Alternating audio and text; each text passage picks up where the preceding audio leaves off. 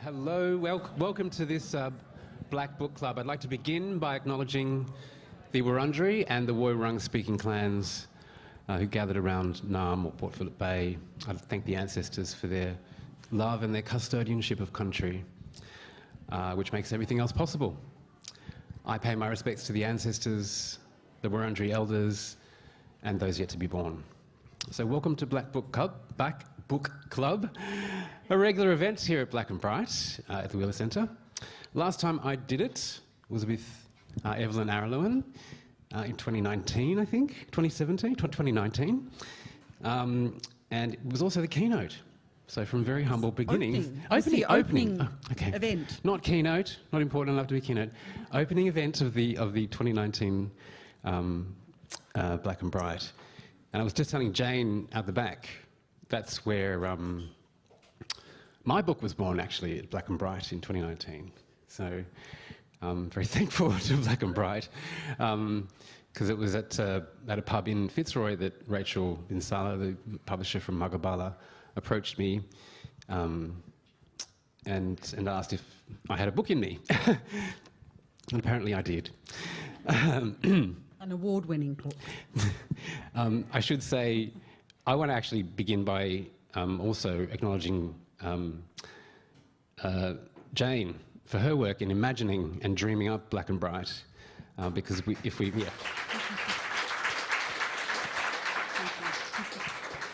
it's a great thing, and when it came along in 2016, there was nothing like it, and it's brought so many people together, and it's certainly launched my career in a direction I never thought it would go.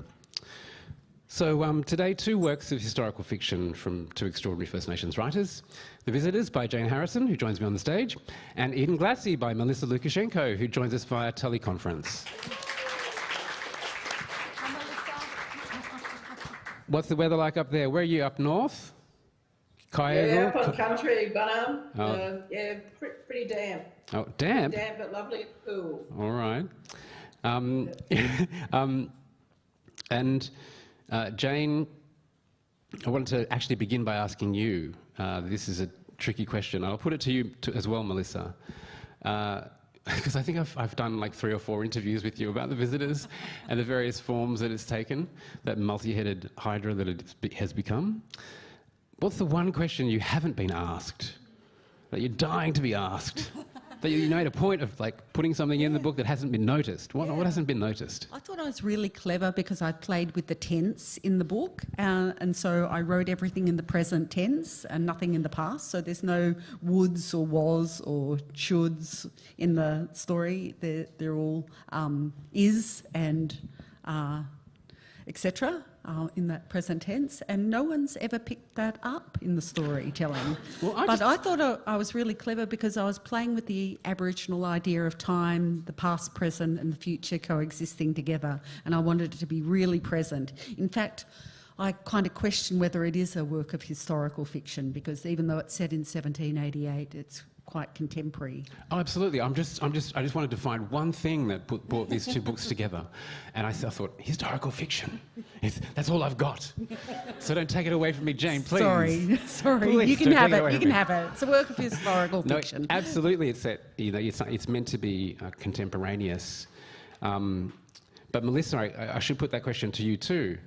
I was going to be interviewing you at the Sydney launch of Eden Glassy, but had to do the Harold Blair concert instead. What's the one question you haven't been asked about Eden Glassy that you're just dying for people to ask? I think the question that I'd most like to be asked, Daniel, is can I buy 1,000 copies and where can I buy them as soon as possible? I knew you would take the piss. I would give you something and you would take the piss. Seriously though. I don't know. Yeah. I mean, you get asked so many things when you've got a book out, and I've done a lot of interviews and a lot of panel sessions and whatnot about Eden Glassy, and I think what the good questions are questions where people really drill down and understand what you're trying to do as an author, and they don't, as a writer, you've always got to factor in, as an Aboriginal writer especially, you've always got to factor in the racism that Australian audiences bring with them to your work. Soft racism usually, because hard racists wouldn't pick up a book like Eden Blassie or any of my other books. But, you know, you've got to factor in the idea that people are expecting a certain book. And so it's always a surprise and a pleasure when people actually read what you've written instead of what they're expecting you to read. You know, I think I make it really explicit in the second chapter of the book, where I go into the historic era, that white people are already there. I'm not writing about first contact. I'm writing about a time when there's a ship leaving the Brisbane River, heading out to the bay, that, you know, some of the Yagara people are collecting honey and collecting firewood for the white people, that there's, you know, lots and lots of interaction going on, and yet still some critics and some interviewers treat that as treat it as a first contact book. So really the best question is when people actually read what you've written instead of what they were expecting to read. I know this from bitter experience. But I think there's something about the historical moment, and what both books have in common, Jane, is this sense of possibility, of there being a historical moment and of something, a critical time where things could go either way. And I think, you know, with the visitors, this is precisely where we are positioned. Set us up on that sandstone, I think it's a sandstone escarpment, a headland, where the ancestors are watching, the fictional ancestors are watching the tall ships approach the heads. So, yes, it's interesting. The book and the play are quite different in where they end too. So you talk about possibilities. I think the book is far more explicit in how that played out. The play ends on a slight note of optimism, really, where they are welcoming the aliens to country, and yeah, it's kind of poignant because I think we all know what happens next, while in the book I express what happens next. So yeah, I've got my 7 men gathering on that sandstone escarpment to work out really what their response will be to the arrival of these aliens. They've seen people come and go before. They've had the experience of Cook 18 years before, and so they know that people come and then they go again. I think what's different this time is, of course, they don't ever go, these visitors. And so, yeah. The dramatic potential of that moment, it's hard to kind of even imagine. But there is a sense always with this book, when it was a play reading when I first saw it at the MTC in 2013. It's now a play, a novel, an opera. Yes, I had the opera on. What else? Opera on at the Playhouse and the play on at the Opera House. So within 2 months of one another. So that was good fun. So I often didn't know what I was talking about when I was doing an interview, because was I talking about the opera or the play or the book? Yeah. It does get confusing working out which ends where and what happened. But making an opera of the visitors. I think you worked with some incredible performers. Christopher Sainsbury wrote the libretto, is that right? Yes, that's right, Christopher. Yeah. He's a Darug man and did an absolutely beautiful job of crafting the story for those individual voices, because they weren't all from the operatic tradition. There were jazz singers and other... Marcus Corowus is... Yeah, fantastic singers. And so he wrote to those voices and created something with a lot of light and shade and humour. Strangely enough, a play or a story about colonisation can have humour in it. You've got to have it. It's absolutely crucial. And that's something that, Melissa, that you always weave through your books, and it's what brings people back to them. And even probably the hardened racist would have a few laughs, if nothing else. Tell me about the, it's an incredible book, Eden Glassie, And I always find so much to resonate with because, you know, we're from the same part of the world and you speak my lingo and just, yeah, anyway, and Brisbane was where I went to university. But Eden Glassy, tell us where that name comes from and that moment of the ship that you're talking about, that precise historical moment. Yeah, Eden Glassy is it's a colonial word that was brought to Muggungeon, Brisbane, by a bloke called Forbes, who was the Attorney General of New South Wales in the 1850s, I think. Well, it might be earlier than the 1850s. But that whole stretch of the east coast was, in European terms, New South Wales at the time I'm writing. And there was no such thing as Queensland until 1859. Anyway, this bloke Forbes was a Scot, and so he mashed together the words Edinburgh and Glasgow, and came up with Eden Glassy. And he gave that name to a New South Wales pastoral property further south, but he also thought it would be a great new name for Muggungeon. And so for a really short period, that was a name stuck onto part of Brisbane. And it didn't stick, but the reason I used it was because I didn't want to write about Muggungeon as it was before colonisation, because I knew I didn't have the capacity to do that. I'm not a younger person, and I knew I didn't have the cultural background to do it. I didn't have the insight to do it. And I also didn't want to write about Brisbane, because Brisbane is the modern city that it is today. I wanted a third entity, a thing or a place that was something else again. And so the name Eden Glassy fitted beautifully for that. It was about a place that once was and was no more, but it could have been different to either Muggungeon or Brisbane. And that's why I chose the name. In terms of the ship that turned up, in the second chapter, the first chapter is set in 2024. So when I was writing the book, it was in the very near future. And of course, now we're in 2024. But in the second chapter, we go back into the colonial era, and the book shifts from chapter to chapter between the two eras. And in the beginning of the second chapter, there's a ship sailing upriver, or a boat coming upriver, and there's a white curve on this boat, and the Jagera people are excited about it and curious about it, and in particular, Doublebin, who's the wife of the headman, said, "Oh, Doublebin, look what's coming up the river." And I did that very deliberately so that my mainstream readers, and probably all my readers, think that it's going to be a white European ship arriving with its white sail, but it's not. It's something else altogether. And that was my first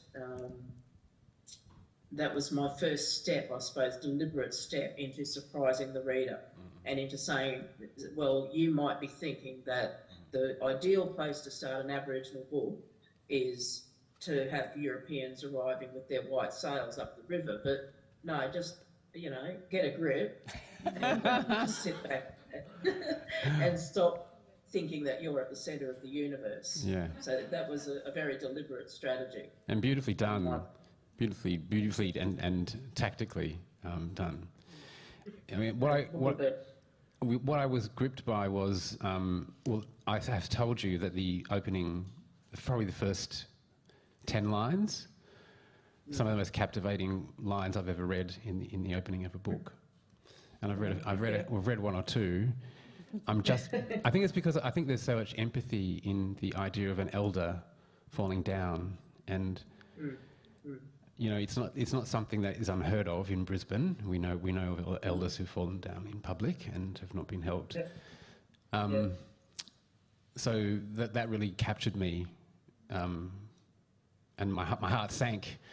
But I was able to go back to Eden Glassy, and it's a book of surprises. You love a surprise. You love and this book's quite different to Too Much Lip, which I thought had a lot of kind of red herrings. And a lot of we'll send you off this way, and we'll go there for a long time, but then we're going to take you back over this way.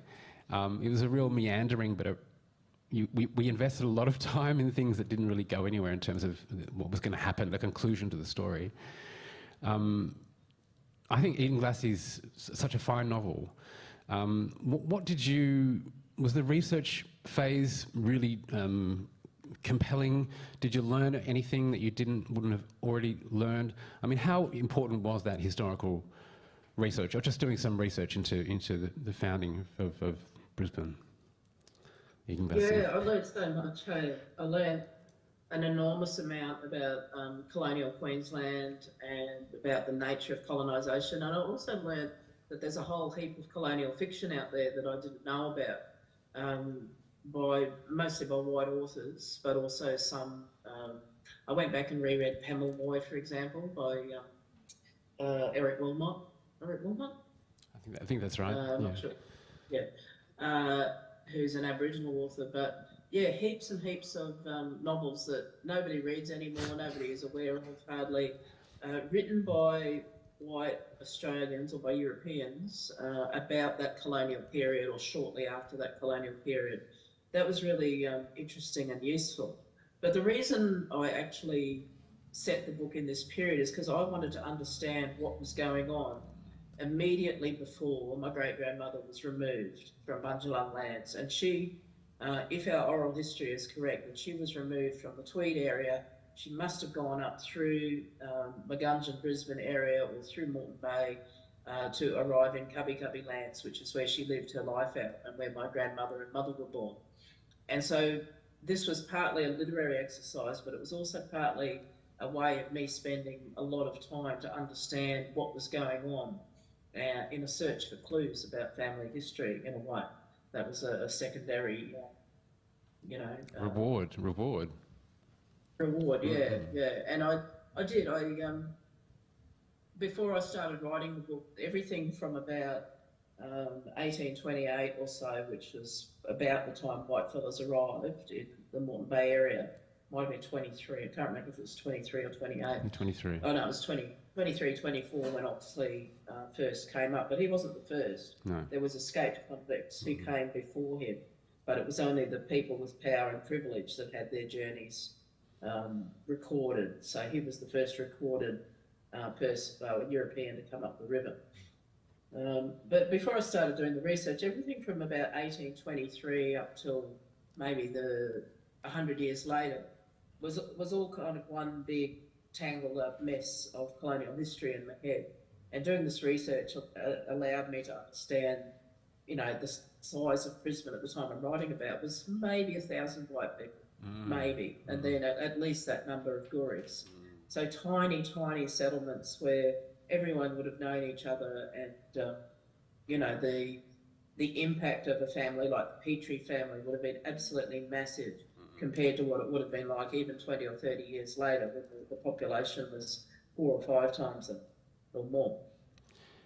And to understand the colonial processes, it was a fascinating and a kind of a grueling task in 2019 to do that reading and that archival work. And then I had the job, of course, of putting it into fiction and letting the history sit lightly within the narrative, but still, be absolutely central to it. And it's amazing how you do that, given, if you set out with this idea that you're reading a piece of historical fiction and it's recreated in your way, not densely, you're allowed to populate it in your mind, but it's beautifully crafted the way I'm there, and you do it lightly. And Jane does the same in The Visitors. You talked, Jane, at the beginning about how this moment, colonial moment, historical moment, is really today. And I think the last time I saw you was a couple of days before the referendum, and the play was about to open at Sydney Opera House. Yes. So we're on the peak of on the crest of something, or not. It turned out to be a great big disappointment. But that struck me, that there was all that possibility and hope even.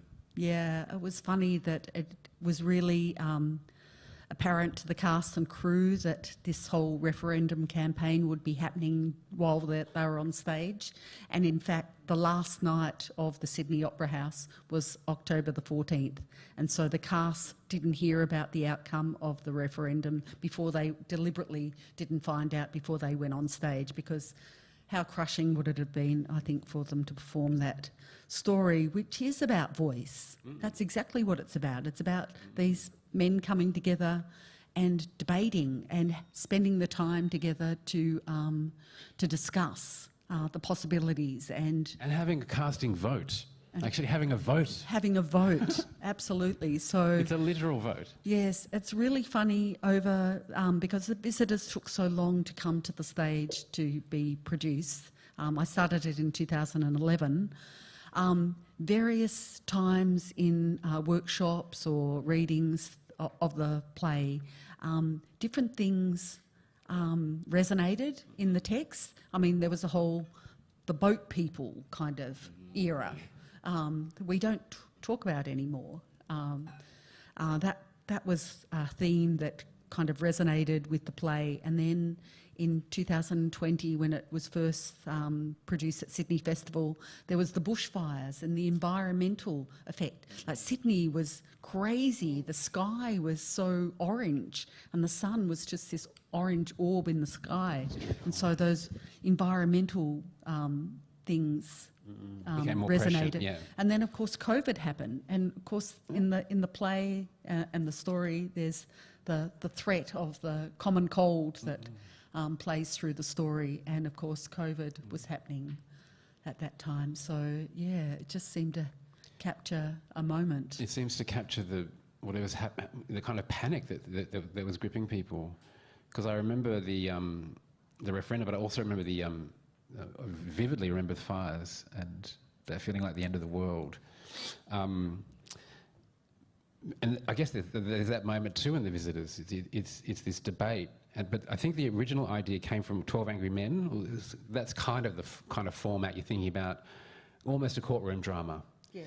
So you had to create a war cabinet of elders, and not just elders, but of clever people that we trust, people that would have been our leaders. Tell me about the makeup of the war cabinet, and because it's been inhabited by different actors over the time. But did you have a favourite character that you created? So it's really funny. I've noticed about my playwriting that I write ensemble pieces. I don't write for a single protagonist, and I guess that's part of my cultural makeup, that I write for mob rather than a single sort of star performer.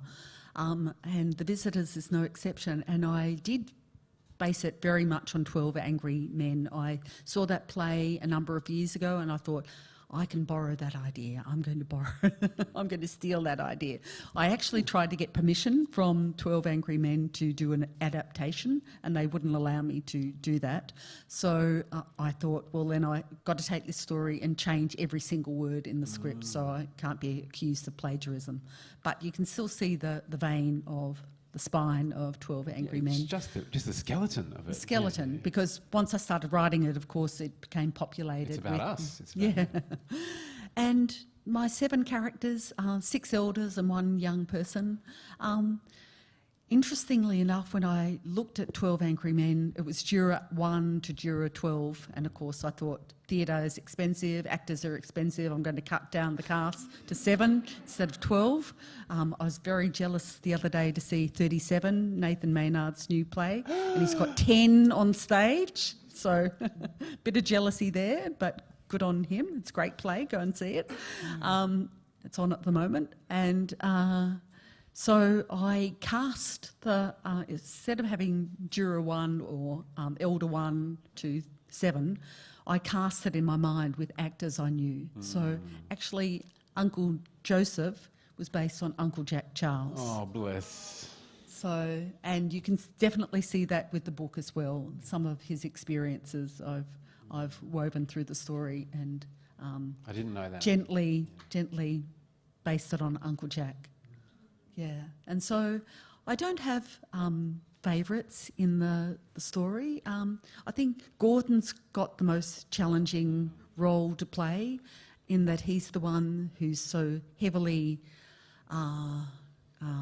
negative about these aliens, these visitors, and so he's the angriest one and probably the least likeable throughout. But then he does this gracious act at the end of the play, and so, yeah, I kind of given him some redemption. Melissa, I guess Eden Glassy is in a way an ensemble piece too, but there are obviously key characters.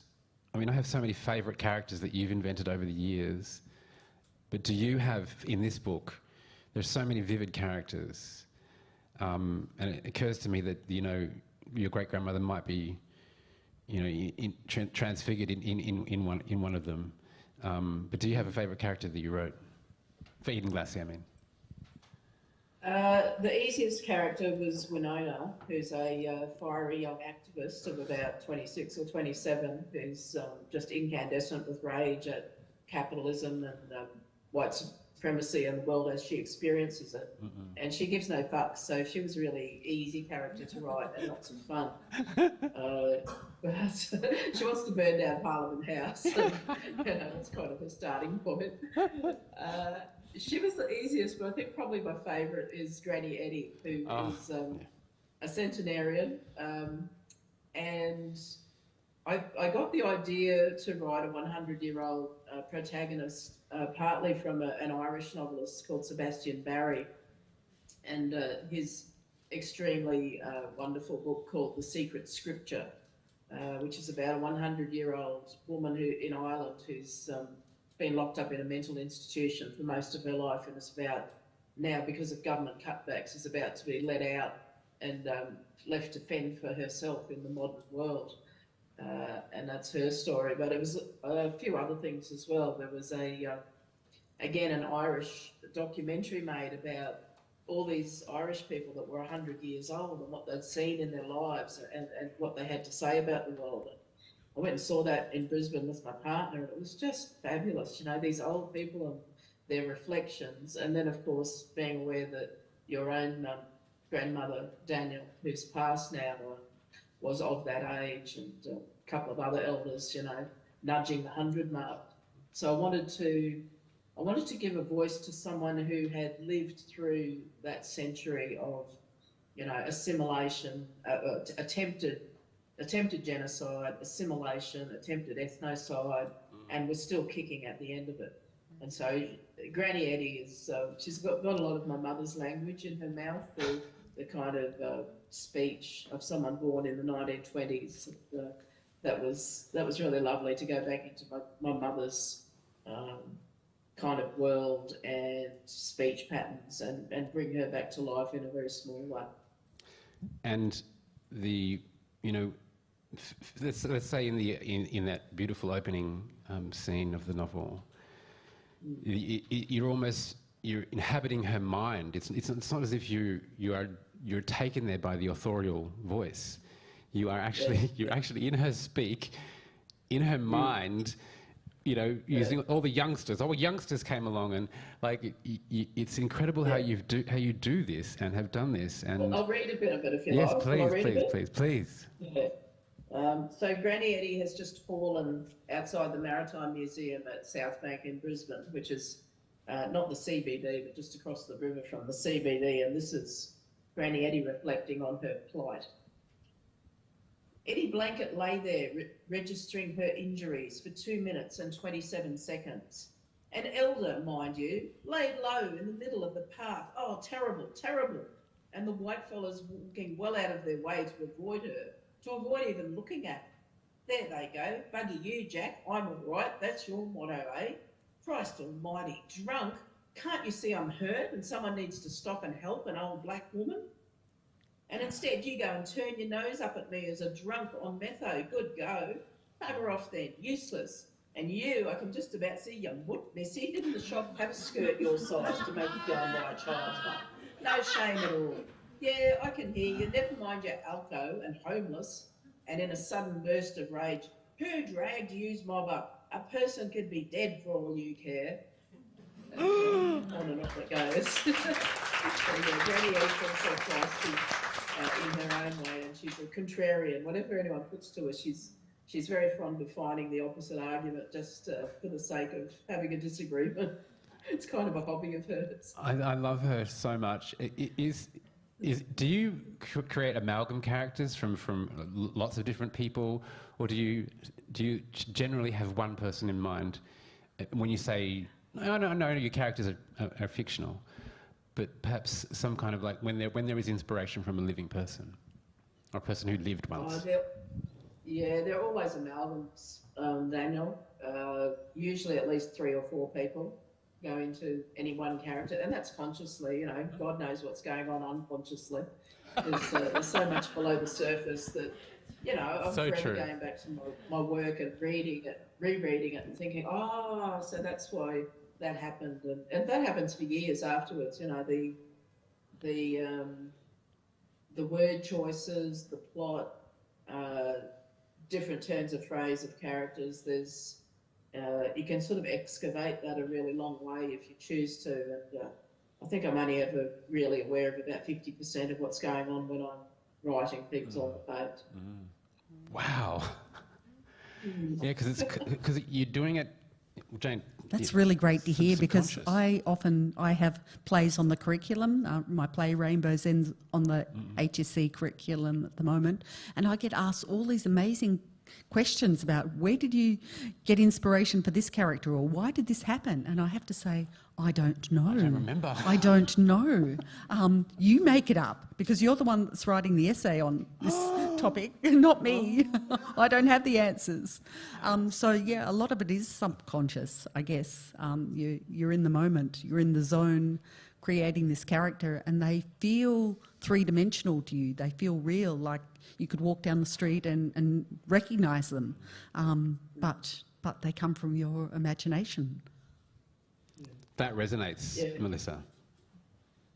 Yeah, I mean, Woody Allen is a horrible person, I believe, and quite a piece of shit, really. But he had a film back in the 90s where, at the end of the film, all the characters that an author had created came to life, and he was walking around the world surrounded by his characters. And I agree with Jane. You know, for many, many years, I used to think that was not possible. That it wouldn't surprise me very much to encounter my characters walking around as fully fleshed people.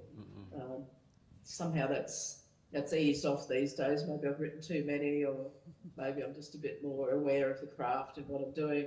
But yeah, you know, you do spend a lot of time with these characters. I spent 4 years with Granny Eddie and Winona and Dr. Johnny and Mulligan and all the Jagger mob living there on the riverbank in the 1850s as well as in the current era. So, you know, you finish writing a book and you kind of have to put that circle of people away and find a new mob to hang out with in another book.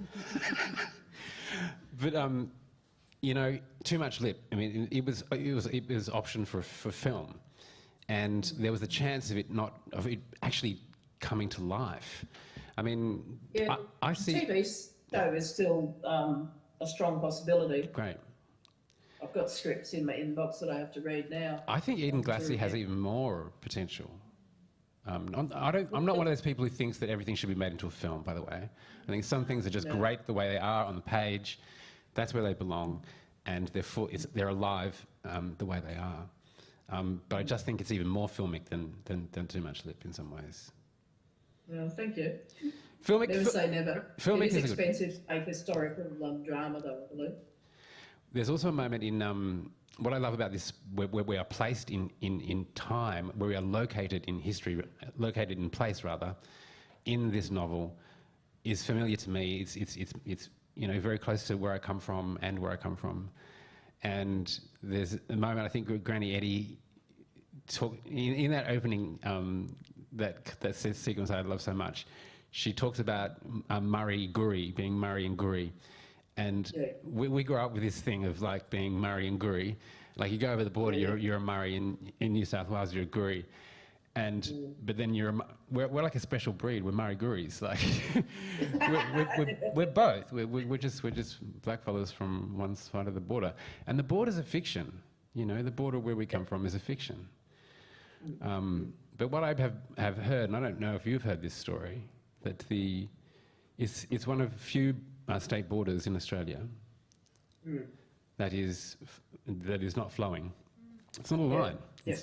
It was drawn according to advice that was given by our elders about whose boundary that was and whose boundary this was. Now, I don't know about the historical accuracy of that story. It's a good story. And why would there's no land, there's no form, there's no river, there's no rocks. If you've ever been to the New South Wales Queensland border at Coolangatta, there's nothing there to say it should be that, but it's that. And so a lot of young fellas are getting that thing tattooed.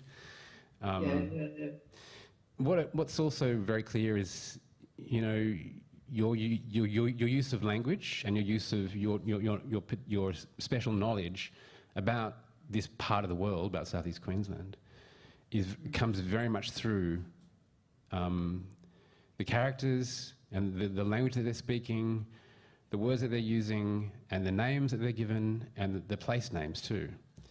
And I guess it would be jarring for people who thought that Brisbane was Meanjin. It's something else now. What's the word that you use? Magunjan. Gudja Kerry Charlton, who's the senior Yagara TO, prefers the terminology Magunjan to Meanjin. And Magunjan,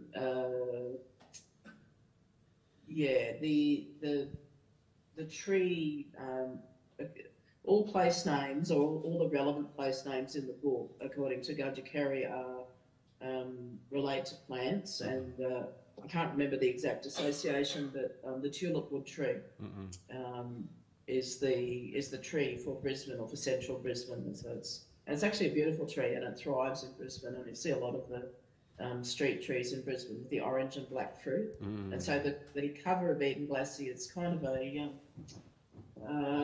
it's navy blue and a kind of deep red. Originally it was going to be orange, and that was trying to symbolise the orange and black of the tulip wood fruit. But it didn't quite turn out that way in the production, but it's as close as I could convince them to make it to the tulip wood colours of Brisbane. And as someone who loves language, our languages, and has paid special attention to them, that love it comes through. And when we respect language and treat it with care, other people will too. And I think that's a really important thing to note. And there are lots of historical sources, and these names seem to change. But there's a form. I mean, it's like when Annie Faye Stewart-Muir talks about Naarm and Melbourne, and this idea that Naarm is Melbourne. Well, she's adamant about that Naarm is the bay, and that Melbourne doesn't have a name because Melbourne didn't exist. So it's just a conceit if we start calling places these names, because they weren't the names that our ancestors used for what we call Melbourne. It was the bay. No. And language does have to flow and run downhill and evaporate and come down again, and it's a living thing. It's part of a living ecosystem of human society, of course. The language in the book, I constantly get surprised because I understand the Yugambeh language that I use with permission.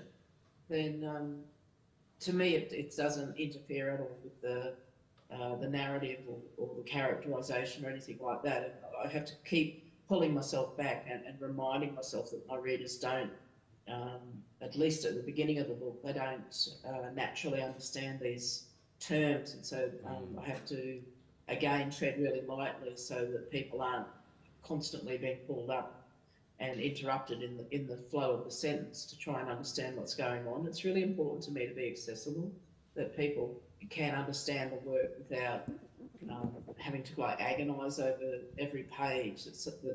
That ordinary people can read the work. That you don't need a university degree to have to understand and enjoy and get things from my writing. So, but another aspect of the language is the colonial language. You know, there's so many terms and so many place names that are different. You know, anyone that knows southeast Queensland would know Cleveland. You know, out on the bay, and Cleveland used to be called Pumpkin Point, and there's these fantastic names like that, and all the disappeared names. And I had to make decisions about when I would use those disappeared names and risk my reader being geographically lost within the text, and when I could drop them in and add to the kind of befuddlement of my modern reader. So it's a kind of a tension between conveying that it was a really, really different place back then, including different European names, as well as, you know, the existing blackfella names and blackfella cultures, and making the book understandable and readable and flowing as an experience for my readers. And these are the things that you understand better with each book that you write. It's the craft. I think what where we are under a lot of pressure, I mean anyone who uses the written word is black. If you write dialogue that isn't believable, or if you write a story, a fiction that isn't believable, that dialogue happens, that a black fellow goes, they wouldn't talk like that. Like, you have to be held, you're held to there's a different way of writing black dialogue, right? It's a whole art, and not everyone can do it. I don't think I can do it. I attempted it once, and I was just like, yeah, no, he wouldn't say that. He sounds like me. So I struggle with it, but you've always had a knack and a gift for and I think it's observation. You're really close observation of people, and being and of closely observing. Yeah, I actually don't know if I am that observant, Daniel. I kind of live in a little... You are. You are eagle. Okay. You are eagle-eyed. It may not be with your eyes, but you are observing everything. Yeah. Okay. Well, yeah. My visual. I don't do it visually, but my ears are very much on tune all the time. Yes. Big ears, they would call me. And judging. And judging. I'm always taking notes. I know that. I've got the notes for Eden Blassie. I had 16 pages of dot points that I wanted to include in the novel, of just things like little snippets of dialogue, little throwaway lines, things like that. I had to make my way through 16 very tight, dense dot points, as well as the main narrative. And not all of them made it in. Most of them made it in, but honestly, I had enough material for 3 or 4 novels by the time I'd done all the research. You know, there was so much in Trove. If you're a black fella, just go into Trove and Google where you're from and a time in the colonial period, and you'll just find story after story after story. It's quite incredible. It is a true treasure trove, isn't it, Trove? I mean, there's just so much there. It is. Incredible. I mean, I was writing Nita, right? And Nita's the servant, the Aboriginal servant girl of the colonial Petrie family, who were like good white fellas, in inverted commas, the more decent people. And she's got a backstory, which I won't do the spoiler for now, but as I was researching what was realistic and what Nita might have come through, as well as putting that together with bits and pieces of family history and also community history that I'd been told, I was just mucking around on Trove one time, and I came across this story. I was looking for something completely different, and I came across this story of the Petrie family, who had an Irish washerwoman, right? So a white woman, probably an ex-convict, I'd say, who was doing their laundry for them on a regular basis, but she hadn't turned up to work, and they didn't know why she hadn't turned up to work. Anyway, it turns out that this woman wasn't coming to work anymore because her husband had sold her. Sold her? Her white Irish husband had sold her for, as in slavery. For a carriage. He sold her. This is a white woman in the period of Brisbane that I'm writing about. So, it's stuff like that is really valuable when you have to argue with conservative historians or reactionary historians, and anyone that doesn't believe that Aboriginal people lived in slavery, you can say, well, hang on, white women were being sold in this era, so what the hell do you think was happening with black women and girls and boys and men? You know, of course people were being bought and sold.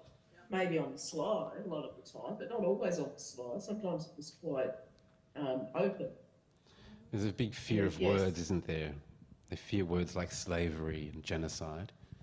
There's fear about the words, but not the actions. The actions everyone admits to, and they know they happen, but they won't call it that.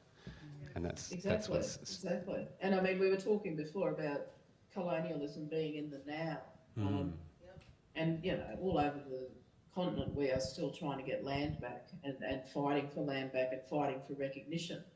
And I didn't want to let this session pass by without noting that Benjamin Netanyahu has apparently in the last 24 hours announced that the IDF will be invading Rafah, where those Palestinian people are suffering terribly, where children are starving to death. And so colonialism is real in many parts of the world, and Rafah is one of the most significant right now. And I just wanted to say solidarity with the people of Palestine in their terrible tribulations at the moment.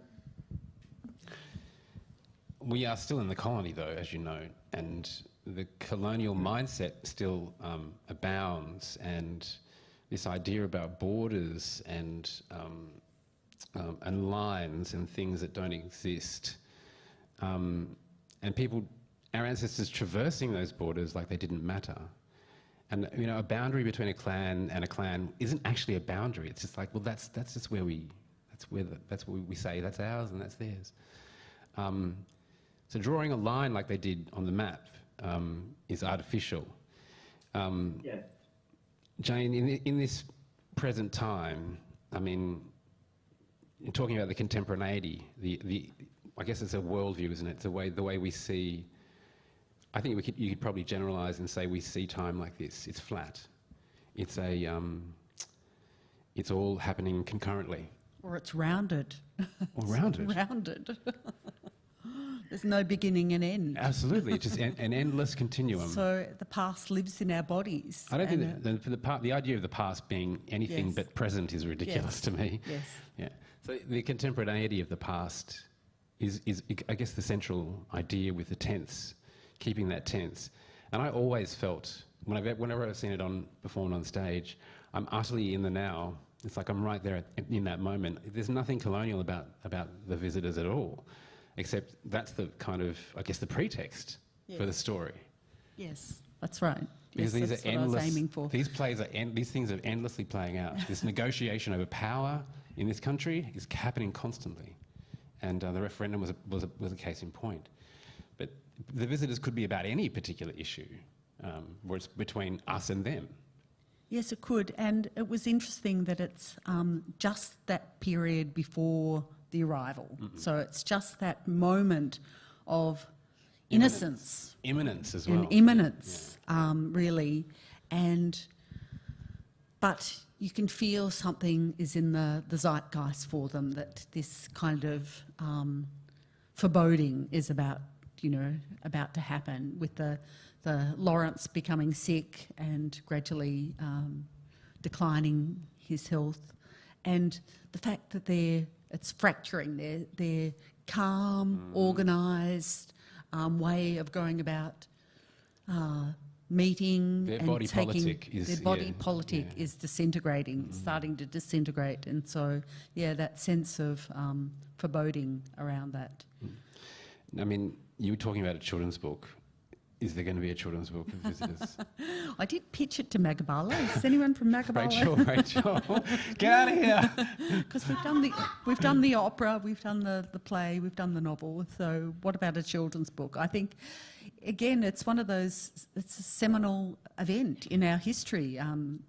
26th of January, 1788. Everything changed, and not for the better. And Australians don't really understand the significance of that date and what happened. I mean, there's a whole lot of debate about Australia Day. Australia Day is a relatively new concept. Didn't happen till, I think, the 1990s, really, as a date of celebration, and yet there's so much attachment to it. There's so much Thanks, John Howard.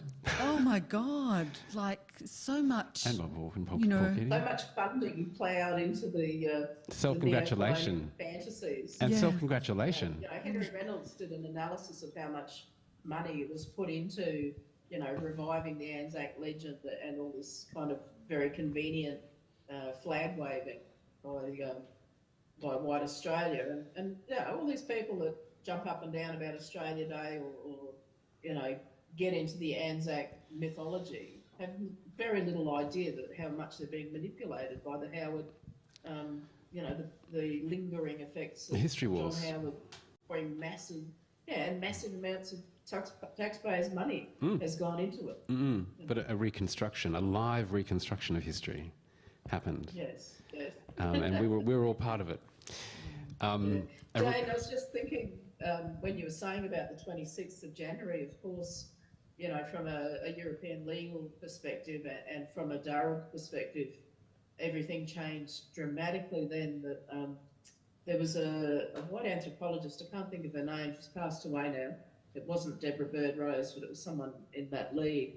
She wrote about a Northern Territory community, I think it was Boldman, outside of Katherine probably, and saying that for those people up there, the really significant event in their Aboriginal history of the past 100 or so years was when they came off country and came into town. So it wasn't actually when white people turned up. Yeah. It was a couple or decision. 3 or 4 decades after that when people left their country and moved into the town of Katherine. So I think we need to be careful in saying in generalising from an East Coast perspective about when colonialism happened and what it actually meant for people. I mean, obviously there is hugely significant, you know, the arrival of the British in Sydney Cove or, you know, Darugland. It was like it's ground zero. I mean, it's ground zero. Ground zero. but ground there was zero waves. Waves and frontiers. Waves of frontier. Successive waves. And as we multiple know, frontiers. The diseases and the dances and the language preceded the individuals very often. When you didn't pitch it to me, but when you told me you were working on Eden Glassy, I was fascinated because I remember reading Thomas Petrie's Reminiscences. And you know, it's very kind of self-authored, kind of self-published type of book, not very well read or subscribed to anymore. But there's a story about my great-great-grandfather in it, and so I grabbed it. And Petrie was the only one who wrote about this particular event, and so I was always quite fond of him and thought he was a bit exceptional. I mean, did the historical evidence bear out this kind of good guy reputation that the Petrie family has had? I mean, there's Petrie Terrace, the Petries are still all over Brisbane in terms of the names. Yeah. Well, it's interesting, isn't it? You know, Tom Petrie was one of 7 or 8 siblings, I think, and as far as I know, the only one that was fully embraced by the Jagera people, who was initiated and so became a full member of Jagera society. So he was an exceptional individual in that way. Yeah. He was fully bicultural, which wasn't unique. You know, there were other individuals like Davis. You know, there was a handful of convicts who went off and lived as Aboriginal people and had Aboriginal children, and some of them came back into white society after years away and some didn't. But, you know, Petrie then went on to become a pastoralist. He had Guru workers working for him, and his family were close friends with Dalapai. Dalapai was kind of an Aboriginal elder at the same time that grandfather Andrew Petrie was an elder of the Brisbane community. And so these two sort of venerable old men, one black and one white, were very close companions and contemporaries. And when I first heard or first read that Andrew Petrie's Aboriginal workers were branded with a P for Petrie, I was shocked and I was appalled. And I took that to be a mark of slavery. And then I was talking to Gudger Kerry Charlton, and I remember having a conversation with her, and she pointed to her arm and said, "Oh, yes, yes, our men had the P on their arm here." And she didn't say it with any rancour. And then I was talking to Leif Charlton, her brother, about it the night of my launch, actually, in Brisbane. And we were talking about it and discussing whether it might have been like a passport. If you had your P on your arm in that sort of middle colonial period, maybe that the native police would know that you were one of Petrie's men and you weren't to be shot. You weren't to be hunted off the country or just shot out of hand, that it was kind of a protective thing. And possibly the men even wanted it as a mark of belonging, as a kind of an alteration of a tribal marking. Maybe they were pleased to be identified with the Petrie property. There's all these things that we can't really know unless we have family memories passed down to us. There's a lot of room for interpretation. And also giving our ancestors the choice of, like, maybe they wanted it, maybe they didn't want it, but, like, maybe there is this option we have to give them of agency. I think it's important not to jump to the obvious conclusion. The obvious conclusion for me to jump to would have been, Petrie was actually a bastard who, brutally treated his workers like they were cattle. But all the evidence doesn't point to that. And Leif and I were just sitting there saying, well, yeah, maybe it was a thing that they wanted to say that this is the person that they identified with in this new world, or then maybe it was the passport idea. And we just don't know. We don't know, but it's important not to objectivity is a myth, but it's important to try and rein ourselves in and rein our assumptions in and weigh the evidence that we've got. Yeah, indeed, particularly in works of history. Should we take some questions from the audience? I think we've got a roving... Do we have a roving mic? Yes, we do. So questions for Jane or Melissa? Hi, my name's Kathleen, and the question is for Jane. I'm actually a school teacher and teach at a non-mainstream school, so we have a little bit of choice about our texts that we get to teach. And it was very weird that you mentioned 13 Angry Men, because my son was reading at the time as I was reading your book. And I went to my colleagues and said, my son's doing 13 Angry Men in his class and they're reading it like a play and they've all been given a part, and I think we should do that with this great book that I'm reading called The Visitors. And then when you mentioned just before that's where you sort of had the, you drew inspiration from, I guess. So do you know any schools that are doing that, or would you give me advice if I was to do it? Would I do it from the play script or would I do it from the novel? Oh, that's a big question.